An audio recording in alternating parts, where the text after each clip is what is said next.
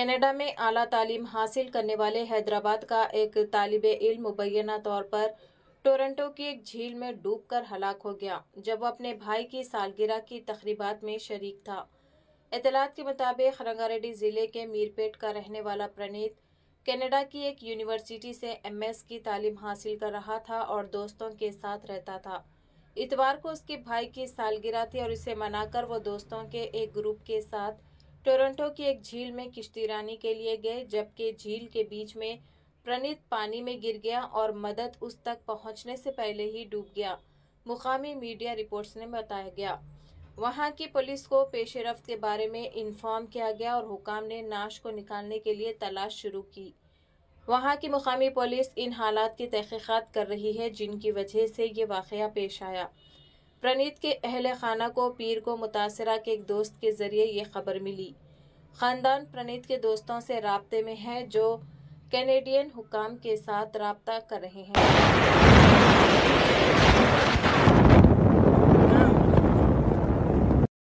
Ready to go tubing? Yeah. Wait. Oh, fuck. It's okay, leave it. Let it. It's over there, huh? I got it.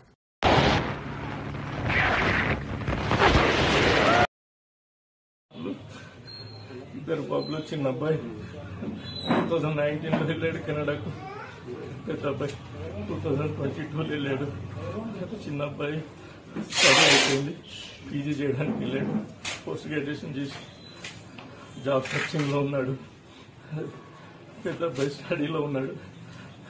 నిన్న చిన్న అబ్బాయిది birthday ఉంటుంది, birthday కోసం అని చెప్పేసి ఇక్కడ లేక్ దగ్గర కాటేజ్ ఉంది, అక్కడికి వెళ్తున్నాం డాడీ అని చెప్పారు. వాళ్ళు ఇద్దరితో పాటు ఇంకో 4 ఫ్రెండ్స్, ఒక కెనడా అతను కూడా ఉన్నాడని చెప్తున్నారు. పెద్ద బాబు కూడా ఉన్నాడు. పెద్ద బాబు ఉన్నాడు. 2 బాబులు, 4 ఫ్రెండ్స్, వాళ్ళ 4 ఫ్రెండ్స్, ఒక కెనడా అబ్బాయి, కెనడా బాబు. అతను ఆ ఇంటి ఓనర్ అంట. అతను ఇప్పుడు వచ్చాడు, కాటేజ్ కూడా అతనిది అంట.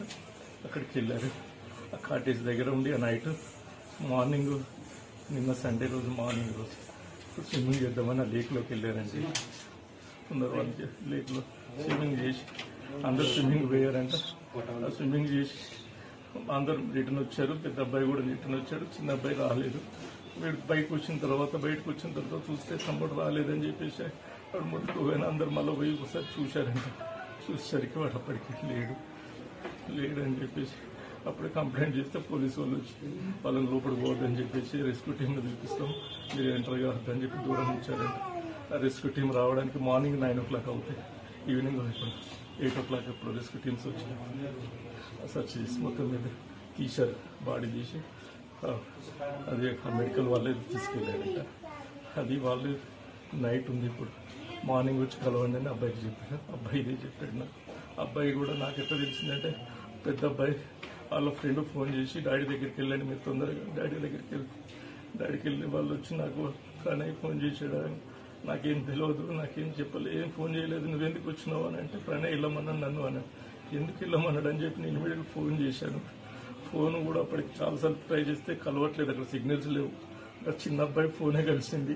అది పెద్ద అబ్బాయి ఎత్తాడు, పెద్ద అబ్బాయి ఎత్తున్నాడు. అప్పటికే తమ్ముడు ఏంట్రా అంటే, తమ్ముడు లేకులో వాటర్లో పడిపోయాడు డాడీ అని చెప్పాడు. వాడు ఏడుస్తున్నాడు అక్కడ. వాడేమో వాళ్ళు అక్కడ ఉంది, వాడి రావడానికి ఎంత టైం అవుతుందో ఇట్లా ప్రాసెస్ తెలియదు. ఇప్పుడు అక్కడున్న గవర్నమెంట్ ఇప్పుడు పంపిస్తారా ఏంటో తెలియదు. ఇక్కడ మన గవర్నమెంట్ వాళ్ళు ఎవరైనా స్టేట్ గవర్నమెంట్ నుంచి సెంట్రల్ గవర్నమెంట్ నుంచి ఎవరైనా చదువు తీసుకొని నా కొడుకు తొందర నేను తీసుకొచ్చాడని ప్రయత్నం చేస్తే నేను కూడా పడి ఉంటాను.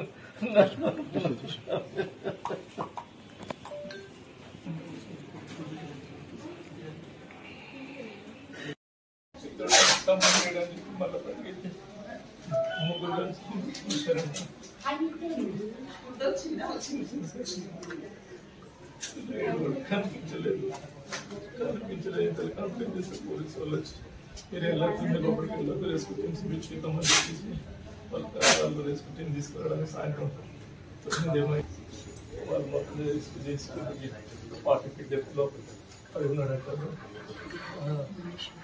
అన్ని తీసుకొచ్చి పెట్టారు. తర్వాత మెడికల్ వాళ్ళు వచ్చి మెడికల్ వాళ్ళు తీసుకెళ్ళిపోయారంట.